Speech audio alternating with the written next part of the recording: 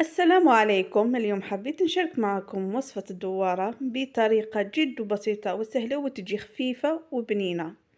تابعوا معايا باش تشوفوا طريقة التحضير والمقادير.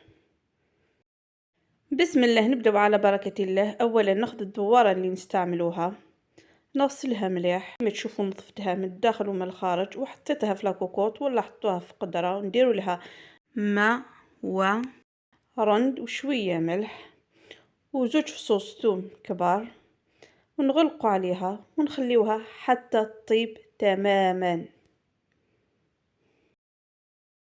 ودوكا نوليو المريقة في لاكوكوط ولا في قدرة، نحطو حبة بصل كبيرة مسكرفجة وحوالي 3 فصوص كبار تاني ثوم مسكرفجين مليح، نزيد شوية زيت وشوية ملح ونخلطهم مع بعض ونخليهم يتقلوا على نار متوسطة.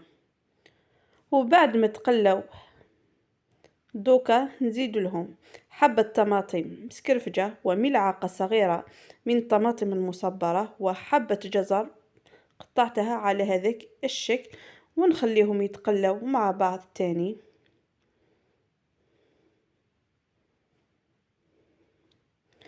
ندير لهم شوية ماء باش يتقلوا بيهم،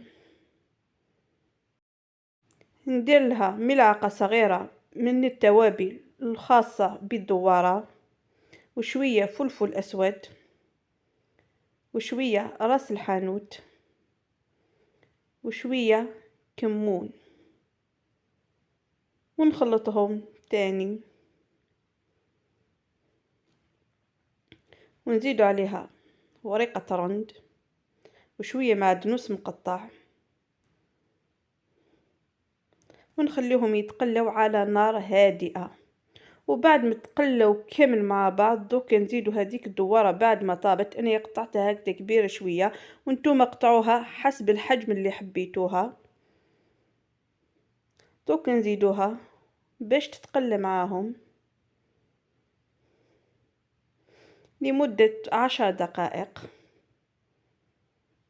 ونزيد عليها حميصة أنا زدتها في الأخير بريسك راهي طيبة وحبة لفت،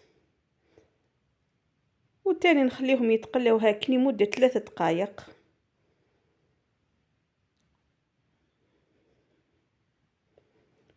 وبعد ما تقلوا نزيد لهم فلفل أحمر ولا فلفل عكري، درت 2 ملاعق كبار، غير نخلطو مليح هداك الفلفل، نخلطو باش ما يتحرقلناش باش ما يمدلناش المرورية. ودوكا نديرو لها الماء، نتوما حسب الكمية اللي حبيتوها، اذا حبيتو يعني المريقة نتاعكم تكون خاثرة ولا جارية، انا حبيتها تكون جارية خفيفة شوية. دوكا نغلقوا عليها ونخليوها حتى تطيب تماما. شوفوا الدوارة بعد ما طابت، شوفوا كيفاش جات ما شاء الله.